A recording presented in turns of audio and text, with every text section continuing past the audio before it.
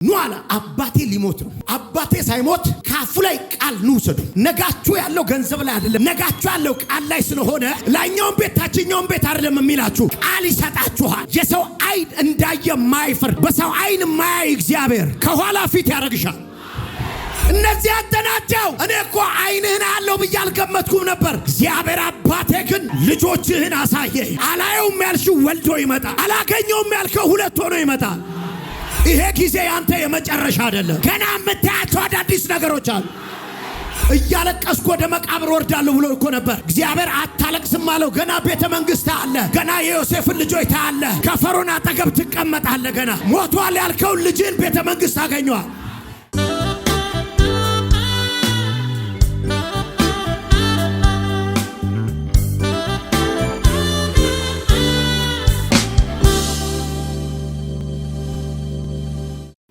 ብዙ አማኝ ማዝነው አምኗል፣ ጌታን ተቀብሏል፣ የሆነ እምነት ቤት ቀይሯል፣ የአምልኮ ስታይል ቀይሯል፣ መዝሙር ቀይሯል፣ የአምልኮት ስርዓቱን ቀይሯል። መንፈሳዊ ዓለም ውስጥ ግን አልገባም። መንፈስ ዓለም ይህን ምድር እንደሚያስተዳድረው ማመን አለብህ። ብዙ ሰው ይገርመኛል፣ ስለ ፋይናንስ ሲያወራ፣ ስለ ገንዘብ ሲያወራ ሰው ጠንቋይ ቤት ሄዶ ገንዘብ ያገኛል ብሎ ያምናል። ሰው አስደግሞ መኪና ገዛ ብሎ ያምናል። ጸልዮ ገዛን ለምን መቀበል ከበደ? አሕዛብ በጨለማ ውስጥ የሚኖሩ መኪና መግዛት አቃተኝ አባቴ እርዱኝ ብለው ጥቁር በግ ይዘው ይሄዳሉ። አየህ፣ መኪና መግዛት ገንዘብ እያለኝ አልቻልኩም፣ እውቀት እያለኝ አልቻልኩም፣ የሆነ ስኬት ውስጥ መግባት አቅቶኛል ብለው የመንፈስ ዓለም እርዳታ ይፈልጋሉ። ካፌ ከፍቼ ነበር፣ ሆቴል ከፍቼ ነበር፣ ገበያው እምቢ አለ። ምግብ ጎበዝ ነኝ፣ የጣፈጠ ነገር እሰራለሁ፣ እምቢ አለ። አባቴ እርዱኝ ብለው ቀይ ዶሮ ይዘው ይሄዳሉ። ይህንን አንተም ታውቃለህ። ደግሞም ሲሰፋ ሱቃቸው ጠንቋይ ቤት ሄዳ ነው ትላለህ። አንተ ይህንን ከዚህ መንፈስ ዓለም ለመቀበል ለምን አይነህ አይበራ? ልዑል በሰዎች ስልጣን ላይ ገብቶ እንደሚያስተዳድር የኮንዶሚኒየም ዕጣ ልዑል እንደሚያወጣ ለምን አታምንም? ቼባሃስ መወደድ እንደሚሰጥ ለምን አታምንም? እሷን እኮ በመስተፋቀር ነው ያገባት እንጂ አትገባውም እያልክ እያመንክ እማትወደው ልጅ መስተፋቀር አድርጎባት ስፒሪት ዓለም ተጭኗት ነው ያገባት እያልክ ይሄንን መንፈስ ዓለም እዚህ ያለው መወደድ የሚሰጠው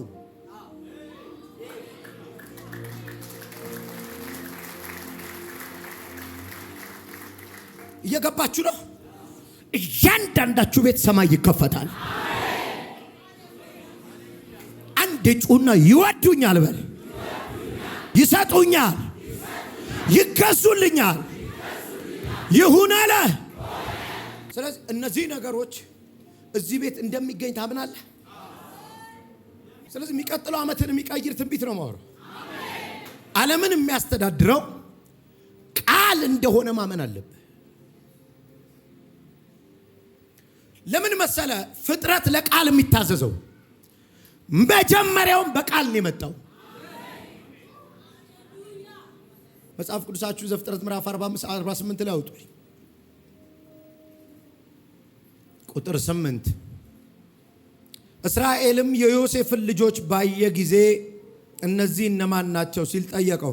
ዮሴፍም እነዚህ እግዚአብሔር የሰጠኝ ልጆች ናቸው ብሎ ለአባቱ መለሰለት። እስራኤልም አቅርባቸውና ልመርቃቸው አለ።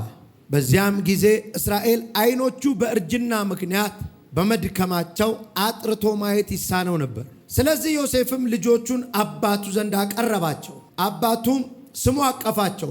እስራኤልም ዮሴፍን ሳዝነኛል እዚህ ጋር ዓይንህን እንደገና አያለው ብዬ አላሰብኩም ነበር፣ እግዚአብሔር ግን ልጆችን ጭምር ለማየት አበቃኝ አለው።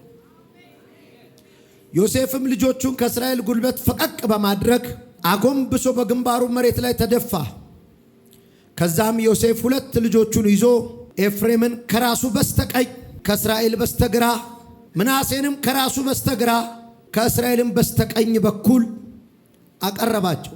እስራኤል ግን ቀኝ እጁን በታናሹ በኤፍሬም ራስ ላይ አኖረ፣ ግራ እጁንም በቀኝ እጁ ራስ ላይ አስተላልፎ በበኩሩ በምናሴ ራስ ላይ አኖረ።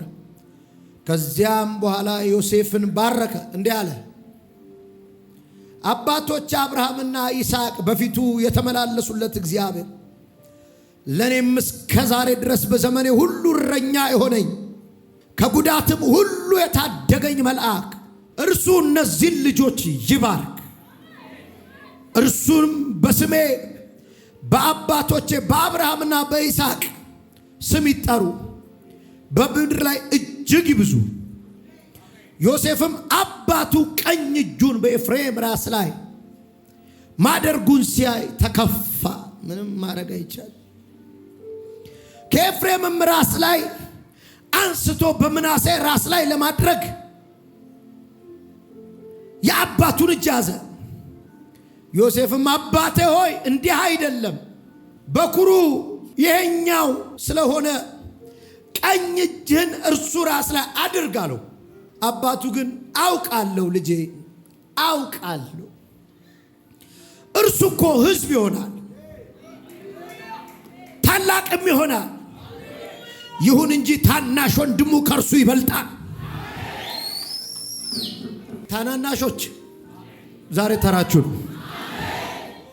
ታናሽ ወንድሙ ከእርሱ ይበልጣል፣ ዘሮቹም ታላቅ ሕዝቦች ይሆናሉ ብሎ እምቢ አለ። በዚያም ዕለት ባረካቸው፣ እንዲህም አላቸው፣ በአንተ ስም እስራኤል እንዲህ ብሎ ይመርቃል፣ እግዚአብሔር እንደ ኤፍሬምና እንደ ምናሴ ያድርጋችሁ። በዚህም ሁኔታ መጨረሻው ነው፣ ኤፍሬምን ከምናሴ አስቀደመው። በዚህ ሁኔታ ኤፍሬምን ከምናሴ አስቀደመው። ከዚህ በኋላ እስራኤል ዮሴፍን እንዲህ አለው፣ እኔ የምሞትበት ጊዜ ተቃርቧል፣ ነገር ግን እግዚአብሔር ከእናንተ ጋር ይሆናል፣ ወደ አባታችሁ ምድር መልሶ ያስገባቸዋል። እነሆ በሰይፌና በቀስቴ ከአሞራውያን እጅ ወሰድኳት፣ አምባ ከምትሞች ድርሻ አብልጬ ላንተ ሰጥቻለሁ። ሲወጡ ለማንኛውም ኤፍሬም ከፊት ምናሴ ከኋላ ሆኖ ነው የወጡት። ሁለት ልጆች ምናሴና ኤፍሬም የሚባሉ ልጆች ተራ ልጆች አይደሉም። የባለጠጋ የባለስልጣንም ልጆች ናቸው። ሞልቀቅ ብለው ያደጉ ናቸው። መከራ አያውቁ፣ ችግር አያውቁ። ለቤተ መንግስት ቀረብ ብለው ያደጉ ናቸው። ዮሴፍ በስልጣኑ በስኬቱ ዘመን የወለዳቸው ናቸው። የመጀመሪያውን ልጅ ምናሴ ብሎታል። እግዚአብሔር መከራዬን አስረሳኝ ማለት ነው። ሁለተኛውን ልጅ ኤፍሬም ብሎታል። እግዚአብሔር በመከራ ሀገር አፈራኝ ብሎ ነው። ያዕቆብ ሊሞት ባለበት ዘመን እንባው ታብሶ ዮሴፍን አግኝቷል። ለባርካችሁ መጨረሻችሁ በእንባ አይሆንም። እና ያዕቆብ ቤት እና ይስሐቅ ቤት አይናቸው ማየት እስከሚሳነው አርጅቶ ነው የሚሞቱት። እና 48 ምዕራፍ ሲጀምር ኦልሬዲ ስለ ልጆቹ እያወራው ነው ያዕቆብ አርጅቷል። አንድ ሰው ብቻ እየሰማኝ ያለ ቀኝ እጁን አንስቶ አሜን ይበል። ያዕቆብ ምን ብሏል? አሁን ሊሞት ተቃርቦ መታመሙን ሰምቶ ነው የመጣው። መታመሙን ሰምቶ ነው የመጣው። ሲመጣ ሊገንዝ አይደለም የመጣው። ኑዛዜ ሊጠይቅም አይደለም የመጣው። ሁለት ልጆቹን ይዞ ነው የመጣው። የሀብታም የባለስልጣን ልጆች ከሀብትም ከስልጣንም በላይ የሚያስፈልጋችሁ ነገር አለ። ኑ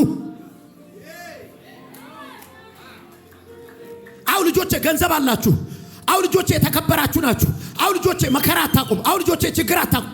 የሚያስፈልጋችሁ ግን ቃል ነው። ኑ ልበላችኋ ነገን የሚያዘልቅ ቃል ዛሬ ትቀበላል። ኑ ቃል ያውጣባችሁ አባቴ። ኑ ያባሃስ ሁለት ትንንሽ ልጆች አምጣል። ሁለት ልጅ ይዞ ነው የሚመጣው። ይዞ የሚመጣው የተቸገሩ ልጆች አሉ። ውርስ ሊያናዝዝላቸው አለ። ኑ አለ አባቴ ሊሞት ነው። አባቴ ሳይሞት ካፉ ላይ ቃል ኑ ውሰዱ። ኑ ላያችሁ ላይ ይነገርባችሁ። ነጋችሁ ያለው ገንዘብ ላይ አይደለም። ነጋችሁ ያለው ትምህርት ላይ አይደለም። ነጋችሁ ያለው ቃል ላይ ስለሆነ ኑ ቃል ይነገርባችሁ። ኑ ቃል ይነገርባችሁ። ሳይሞት ያውጣባችሁ። ላይኛውን ቤት ታችኛውን ቤት አይደለም የሚላችሁ ቃል ይሰጣችኋል። ናዛ ካቦዲያሳ ወይኔ ልቀጥል አይደል? ወዳችኋል። ከፍ በሉልኝ። እስከ መጨረሻው ምሳሌ ማላረግ ለምሳሌም አንድን ሰው ታናሽ አላረግ። አንድ ሰው ያንድ ጋር ለምሳሌ አንተ አሁን አገልግሎት ብታቆም ነኝ እኔ ምሳሌ አልወድም አልኩት። ኖ ለምሳሌ ኮን አልወድም እኮ ቆይ ወሬ ልጨርስ። ምሳሌውን አፍርሰ ነው መጨረሰው። አንተ ብታቆም ብለ መሰለ ልጨርስ ነው እንዴ? ለምሳሌ ሌላ ላይ መስል የምን ምሳሌ እኔ ላይ ነው? ናሳታላ ጄዲያ ዘጋባዲያስ አሁን ለምሳሌ አንተ ደሃብቶ አልወድም አልሆንም ለምሳሌም አልሆንልም። ናስታራባዳ ለምሳሌ አንተ እኔ ለምሳሌ ራሱ አልሆንም። አጠገብላለሁ ነገር ለምሳሌ ራሱ ደሃ አልሆንም በለው። ለምሳሌ ራሱ ትንሽ አልሆንም በለው። የቃል ዓለም እኮ ነው እንዴ? ናስ ሁና ከባስ ኑ ልጆቼ ስለኛኛው ቤታን ባይዘው መጨረሻ ላይ ራሱ ነው ስለ ንብረት ያወሩ። ንብረት ፈልጎ አይደለም የመጣው ዮሴፍ ቃል ፈልጎ ነው ይዟቸው መጣ። አባለው ያዕቆብ አይነ እነዚህ እነማን ናቸው? አይኑ አይን ስፒሪቱ ግን ኮንሽስ ነው።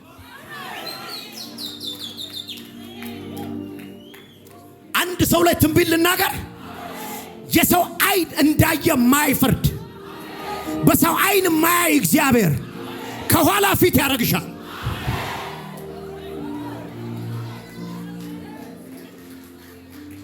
ጉዳዩ ያዕቆብ የፍቅር ጉዳይ ነው። ሂደን ነው ደም እስከ ዛሬ አቃቸው እነማን ናቸው ብሏል። ወር ከዚህ በፊት አላቅም ብቻ ሁለት ልጅ አመጣለት። አንዱን በቀኝ ዮሴፍ መጣ ገባ።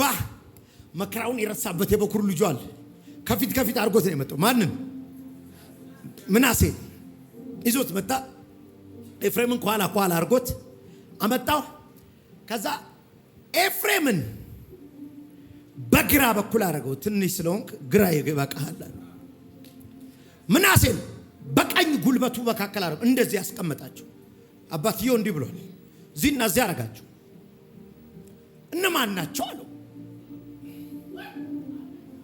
አባ ሞቴን አልነበር የሰማህ? ያ የገዛልኝን ቀሚስ ደም አስነክተው ነበር ያመጡልህ። መርዶ ነበር የጠበቅከው አይደል? እንደው ሬሳውን እንኳን ባገኘሁት ነው ያልከው። እኔም አልሞትኩ። ያው እነዚህም ሁለቱ ልጆች እግዚአብሔር በዚህ በመከራ ሀገር የሰጠኝ ልጆች ሃላቫዲያላ እነዚህ አተናቸው። እኔ እኮ አይንህን ያለው ብዬ አልገመትኩም ነበር። አይንህን ያለው ብዬ አልገመትኩም ነበር። እግዚአብሔር አባቴ ግን ልጆችህን አሳየህ። አላየውም ያልሽው ወልዶ ይመጣል። ይሞቷል ያልከው ወልዶ ይመጣል። አላገኘውም ያልከው ሁለት ሆኖ ይመጣል። ይሁን አለ። ወይኔ ልበላው መስከረም ወር ላይ ሞቴ ያልሽው ነገር ወልዶ ታገኘዋል። መስከረም ወር ላይ አላየውም ያልከው ነገር ወልዶ ታገኘዋል። ሁለት ሆኖ ታገኘዋለሽ። ተባስቶ ታገኘዋል። ዊና ተፈታሪ ባራፋ ተጋባራፋ ዲያሳሊያ አንድ ጀግና ካለ ጠላቶቹ ላይ ይጮህባቸው። ሞቷል ያልከኝ ነገር ወልዷል በለው። ሞቷል ያልከኝ ነገር ወልዷል። ሞቷል ያልከኝ ነገር ወልዷል። ሞቷል ያልከኝ ነገር ወልዷል። ሞቷል ያልከኝ ነገር ሁለት ወልዷል። ማሻ ያለ ይሄንን ትንቢት በሰሜን፣ በደቡብ፣ በምስራቅ፣ በምዕራብ በአራቱም አቅጣጫ ተናግረ ትቀመጣለህ። ጠላቴ ሆይ ሞቷል ያልከኝ ነገር ሁለት ወልዷል በለው። ጠላቴ ሆይ ሞቷል ያልከኝ ነገር ሁለት ወልዷል። ጠላቴ ሆይ ሞቷል ያልከኝ ነገር ሁለት ወልዷል። ሞቷል ያልከኝ ነገር ሁለት ወልዷል። ሞቷል ያልከኝ ነገር ሁለት ወልዷል። ይሁን አለ። አንድ ሰው ላይ ተነብይበታለሁ። ይሄ ጊዜ ያንተ የመጨረሻ አይደለም። ይሄ ጊዜ ያንተ የመጨረሻ ነው። ገና የምታያቸው አዳዲስ ነገሮች አሉ። ጃላ ካባራ ኤቫጋፋኒያ ናሳ ሂታኬፌኒያ ተካ ያዕቆብ እኮ እንደዚህ ብሎ ነበረ። እያለቀስኩ ወደ መቃብር ወርዳለሁ ብሎ እኮ ነበር። እግዚአብሔር አታለቅስም አለው። ገና ቤተ መንግሥት አለ። ገና የዮሴፍን ልጆች ታያለ። በዚያ አይደመደምም ያንተ ሕይወት። እያለቀስክ አልቅም ያንተ ሕይወት። ከፈርዖን አጠገብ ትቀመጣለህ። ገና ከነገሥታት ጋር ትጫወታለህ። ሞቷል ያልከውን ልጅን ቤተ መንግሥት ታገኘዋል። ሁለት ወልዶ ታገኘዋል። ታኒያና ማሻ ዋከፋ ዲጋማ ቴፌኒያሳ ዲቫራ ዲያማሶ ካፊኒያስ ጠላቶች አብረውኝ ያለውን ስላላወቁ ነው የሞከሩኝ። አብሮኝ ያለውን ስላላወቁ ነው የሞከሩኝ። አብሮኝ ያለውን ስላላወቁት ነው።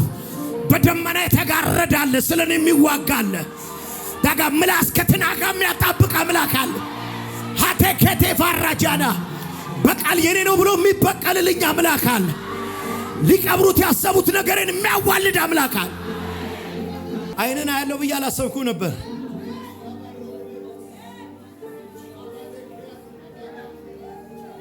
እግዚአብሔር ልጆችን አሳይ። ገና 48ኛው ምዕራፍ ሲጀምር እንደዚህ አለው። 48 ቁጥር 1 አንብብልኝ። ገና ያዕቆብ እቺ በደንብ ስሙልኝ አንዴ። ከጥቂት ጊዜ በኋላም አባት ታሟል ተብሎ ለዮሴፍ ስለተነገረው ሁለቱን ልጆቹን ምናሴንና ኤፍሬምን ይዞ ሄደ። ሰማህ? አባት ሊሞት ነው ሲሉ፣ ወደ ጌታ ሊሄድ ነው ሲሉ፣ እየሰማኝ ነው ሲሉ ካርታውን ሳይፈርም ላይኛውን ቤት ለማ ታችኛውን ቤት ተናገረ እንዴ? መቀጃ የዛፉ ጋር አታሰቃየው። ከመሬቱ የሚበልጥ ቃል አስወጣ። ልጆቹን ይዞ ነው ሄደው፣ ሳይመርቃቸው ሳይናገርባቸው። ቀጥላ ለያዕቆብ ልጅ ዮሴፍ ወደ አንተ መጥቷል ተብሎ በተነገረው ጊዜ እስራኤል ተበረታቶ አልጋው ላይ ተቀመጠ አለና ቁጭ። የበረታው ዮሴፍ መጣ ሲሉት ነው። ቀጥል። ያዕቆብም ዮሴፍን እንዲህ አለው። አሁን ይሄን ስሙልኝ። ከሄድኩኝ ፕሮግራሙን ቀጥሉት። እሺ፣ እየሮጥኩ ልሄድ ይችላል። ሁሉን የሚችል አምላክ በከነዓን ምድር ሎዛ በምትባል ቦታ ተገለጠልኝ፣ ባረከኝም፣ እንዲህም አለኝ ፍሬያማ አደርግሃለሁ፣ ይህችንም ምድር ካንተ በኋላ ለሚነሱ ዘሮች የዘላለም ርስት አድርጌ እሰጣቸዋለሁ። ድገመው። ምን አይነት አምላክ ተገለጠልኝ? ሁሉን የሚችል አምላክ። አላሳታታ ከማታሊያታ አስቦ ማከናወን የሚያቅተው አይደለም። ላረግልህ ነበር አልቻልኩም። እንዲህ ላረግ ነበር ግን አልቻልኩም። ዘመኑ አይፈቅድም፣ ሲዝኑ አይደለም። እማይ አሁን የሀገሪቷ ሁኔታ ነው እንጂ እኮ ልባርክ ነበር። እማይ ሁሉን የሚችል አምላክ ዛሬ አራቴሊያ ተጋፋን ያሳለሃ የተገለጠልኝ። የምታገለግሉት እግዚአብሔር ይሄንን ነው። ሃላቻን ተረዲጋቴ ወበጋፋኒ ካሳካ ለኔ ተገለጠልኝ እግዚአብሔር በሎዛ ሁሉን የሚችል ደካማን ብርቱ ማድረግ የሚችል ከአፈር ከትቢያ ማንሳት የሚችል የሞተን ማስነሳት የሚችል አምላክ እኛው አምላክ ተገለጠልኝ።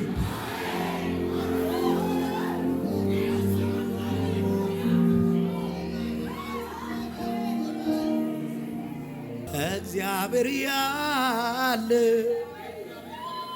እንዴት እፈራለሁ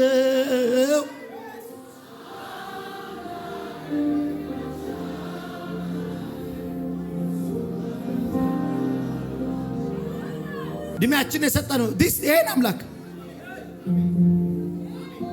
ሁሉን የሚችል አምላክ አበዛለሁ ትልቅ አረጋለሁ እናንተ ጃጋቫዲያሳ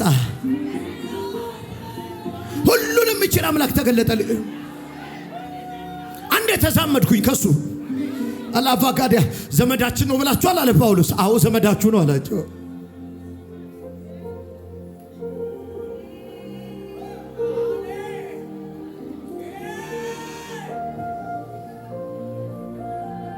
በለው እስቲ ደድረው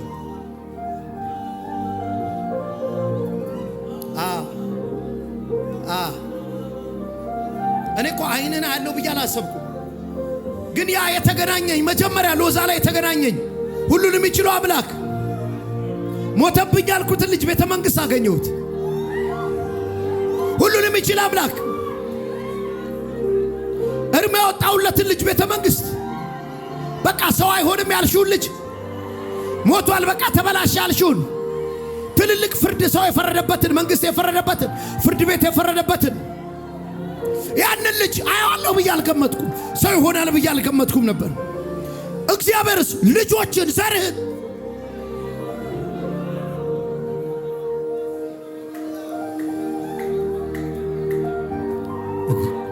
ቻባጋባስ ታዲጋ ምን ላይ ነው የዘጋኸው ኬዝ? ምን ላይ ነው ተስፋ የቆረጥከው? ተዋልዶ ልታገኘው ነው፣ በስቶ ልታገኘው ነው። የዘጋውን ኬዝ እግዚአብሔር ሊያስገርም ነው። ሞቷል ያልከው ነገር ሊደውልልህ ነው።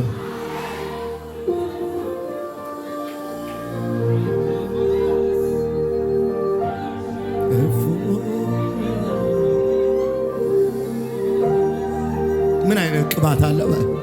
ጃላ ታታባው ሰካባካባ ያካባሪ ባራባስ እግዚአብሔር ያለ እንዴት እሰጋለሁ አምና ካች በሱ አልፌያለሁ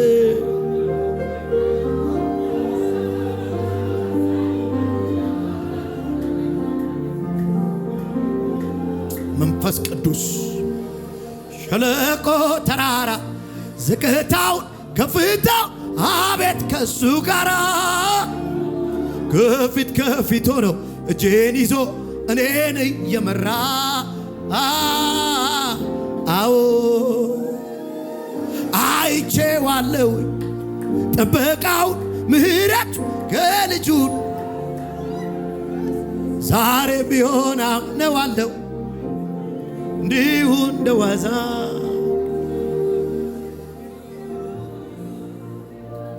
አይነን አለው ያልገመትኩም ነበር እኮ እግዚአብሔር ግን ዘርህን አሳይ ያላችሁ ያዕቆብ አቤት ዮሴፍ ሞታል ብዬ ነበር አቤት ጀግና እኮ ነህ አላለው እግዚአብሔር ግን ያንተ አክቲቪቲ የለበትም አቤት አባዬ የሚለው ይመስለኝ ዮሴፍ ዝም ብዬ ቆዛ አልደረስኩም እስር ቤት ነበርኩ ቶንጂዬ ነበር ሬፕ አረክ ተብዬ ነበር ባስገድዶ መድፈር ተከስሼ ነበር ወንድሞቼ ሸጠውኝ ነበር እንዲህ ሁሉ ታሪክ ነበር አረ ነበር እንዴት ታዲያ ያንን ሁሉ መንገድ አልፈ ቤተ መንግሥት ተገናኘ ሸለቆ ተራራ ዝቅታው ከፍታው አቤት ከሱ ጋራ ከፊት ከፊት ሆኖ እጄን ይዞ እኔን እየመራ አዎ አይቼዋለሁኝ ጥበቃውን ምሕረቱን ለልጁ እንዳበዛ ዛሬም ቢሆን አምነዋለሁ ተወኝም እንዲሁ እንደዋዛ እግዚአብሔር ያለ ለምን እሰጋለሁ አምናንም ካቻምናንም በሱ አልፊያ አለፈ 2015 ራሱ ካቻምና አቤት ስንቱ አለፈ አይደል ሸለቆ ተራራ ዝቅታው ከፍታው አቤት ከሱ ጋራ ከፊት ከፊት ሆኖ እጄን ይዞ እኔን እየመራ አው አይቼዋለሁ ጥበቃው ምሕረቱን ለልጁ እንዳበዛ ዛሬም ቢሆን አምነዋለሁ ተወኝም እንዲሁ እንደዋዛ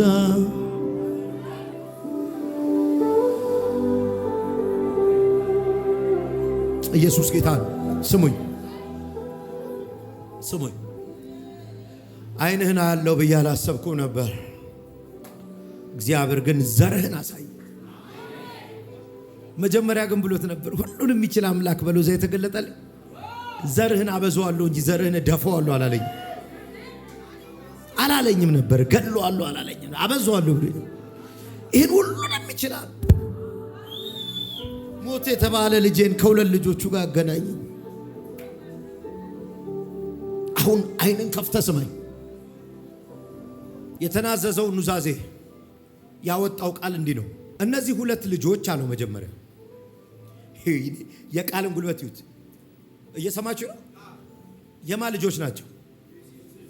የዮሴፍ ልጆች ያዕቆብን መውረስ ይችላሉ? አችም እኮ ይሄ ቤት አሁን የአባቴ ነው። እኔ 3 ልጆች አሉኝ። ይሄን ቤት አባቴ ሲያካፍለን ለኔ ልጆች እኮ አያካፍልም። ለኔ ልጆች አያካፍል መብት የላቸው። እነሱ በኔ ነገር ነው መብት ያላቸው። እኔ ግን መብት አለኝ። የዚህ መሬት መብት አለኝ። ወንድሞቼ 3 ነን። 3ታችን እኩል መብት አለን። በደንብ እየሰማችሁ ያዕቆብ የልጅ ልጆቹን አመጣና እኩል ያረጋቸዋለሁ አለ። ሲገቡ አለ እንደ ልጅ እንዳይቆጠሩ አለ ከናል እና እንደ ልጅ አካፍላቸው። አይ እንደሱ አይቻልማ የቤተሰብ ሕግ ምናምን አይደለም። አፌ ነው ይሄ።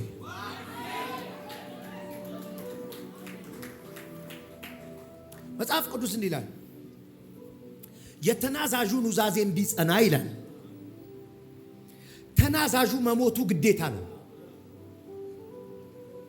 ዕብራውያን 9:16 በአዲሱ መደበኛ ትርጉም ኑዛዜ በሚኖርበት ጊዜ የተናዛዡን ሞት ማረጋገጥ ግድ ነው።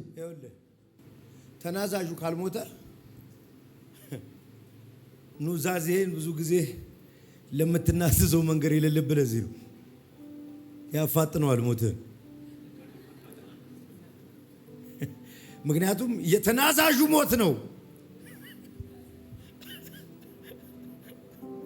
ሳትናገር ነው ኑዛዜን ቀድሞ ይደፋል። የተናዛዡ ሞት ኑዛዜው ወደ አንተ እንዲመጣ ማረጋገጫ ነው።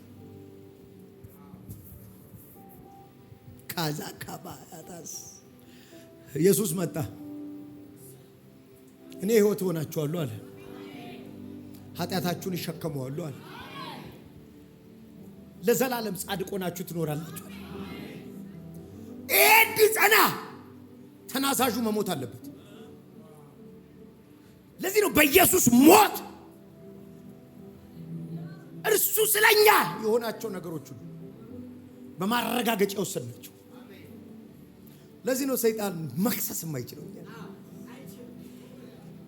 ገላለሁ ብሎ የሚያስፈራራው ጴንጤ የለም። ሞቶልኛል። በኃጢአት ምክንያት ነው ወስዶልኛል። አይገባህም ይገባሃል አለኝ።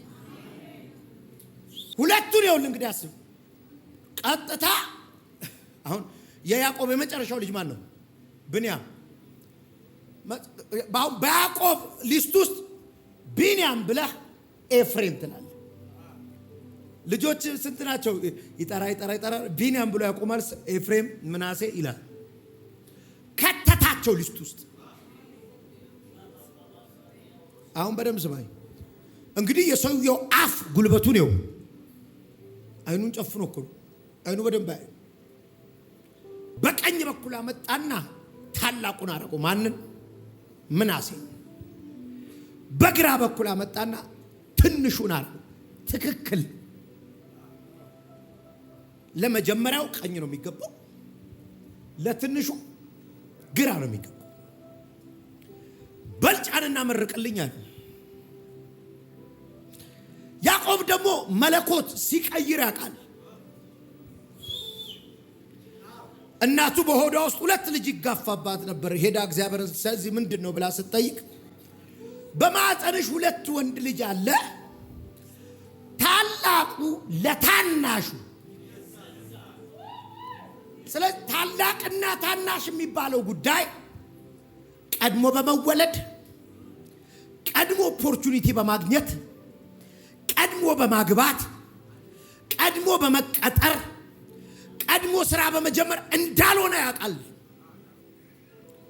ስፒሪት ሪልም ላይ የሚሰጥ ሲኒየሪቲ እንዳለ ያውቃል።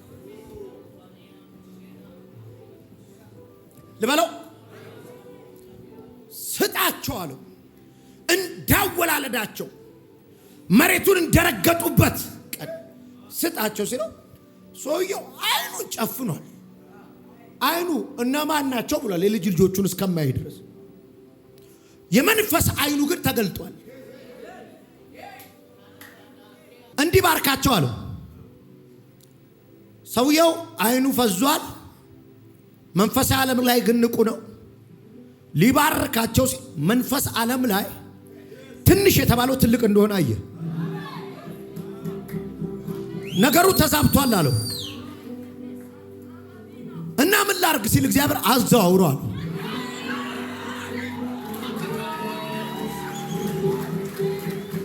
ለአንድ ሰው ዛሬ እንደዚህ ይዟዟርለታል። ይሁን አለ። ቋንዴ ቁጭ በል ናጋቫ ዳሳሃ ደባባ ጋቫስ ደለ ዮሴፍ ተናደደ ይላል ዮሴፍ። እንዴ ለምን ያኛውን ትንሽ ያረግብኛል? ምንም ማድረግ አይቻልም። ሰው ሊናደድ ይችላል። አወላለድህን የሚያቅ አስተዳደግህን የሚያቅ እንዴት እንደኖርክ የሚያቅ ሊናደድ ይችላል። ግን ነገር ይዘዋወራል። አንድ ሰው አለ ዛሬ ከኋላ ተጠርቶ ፊት የሚሆን ዛሬ ሰልፍ የሚገለበጥለት ሰው የሚቀጥለው ዓመት ቦታ ትቀይራል። ከታናሽነት ትወጣለህ። ታላቁ አንቺ ትባያለሽ።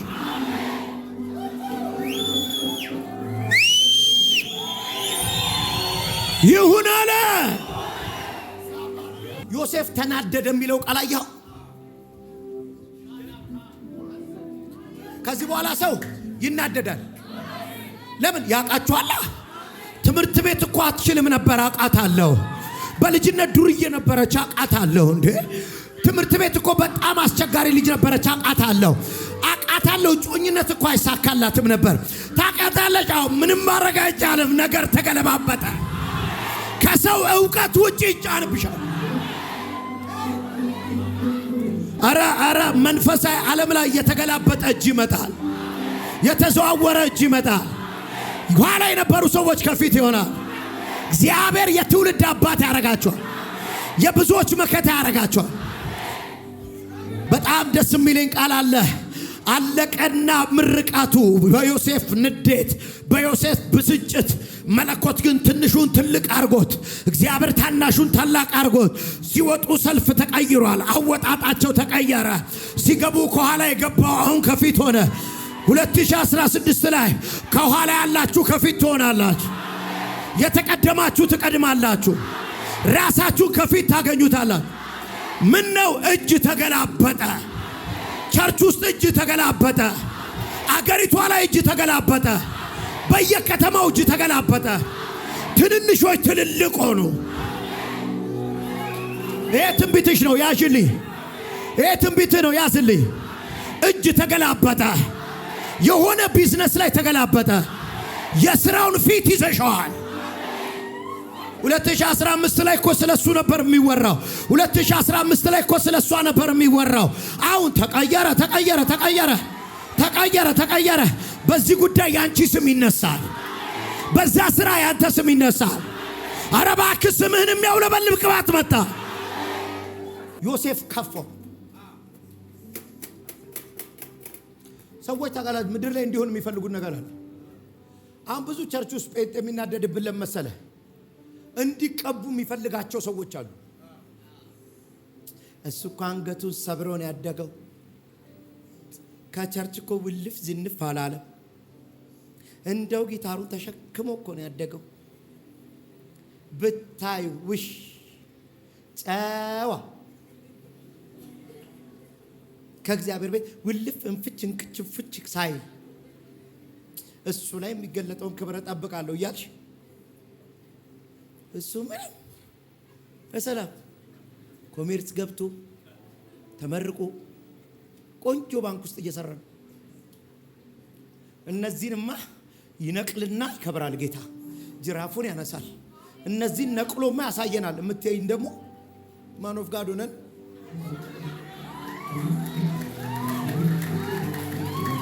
እና ብዙ ሰው ይናደዳል። እንደ ዮሴፍ ይናደዳል። ምንም ማድረግ አይቻልም። አዋላጅቱ ቆማለች። ሴትዮዋ እያማጠች ነው። ኤላካስ ትላለች። ምን እንደሚባል አላውቅም። ብሉይ ኪዳን ነው። ማርያም የለም ያን ብቻ እያማጠች ነው ሴትዮዋ። አንዱ እጁን ሲያወጣ በቃ አንተ ነህ አለችው። የመጀመሪያ ልጅ አለችና እጁ ላይ ቀይ ክር ምልክት ስታረግበት ውስጥ ያለው ቀረ እኮ አላት። በመጀመሪያ በወጣ አይደለም አላት። ሰልፍ ማገለባበጥ እንችልበታለን አለ። ተዳታ ካሳ ካባሪያ አራካፋዲያሳ ከዛ መለሰውና ምልክት የሌለው ወጣ። ቀይ ምልክት የሌለው ባለ ምልክቱን አስከትሎ ምልክት ያለው ከኋላ ያስከተለ ወጣ። አዋላጇ ተናደደች። ምልክቴን አበላሸብኝ አለች አዋላጇ። ቀይ ፈትሌን አበላሸብኝ፣ ክሬን አበላሸብኝ። ለምን ጥሳ ወጣ ስትል ፋሬስ አለችው። ለምን እያሉ ትወጣለህ? ለምን እያሉ ከፊት ትሆናለህ? እንዴት እያሉ ትቀድማለህ? ያላ ባጋፋኒያና ካባሳ ዳባባስ ደባረፈኒያን ቶራ ፈጋዲያ ቴላቫሪያሳ እንዴት ምንም ማድረግ አይቻልም።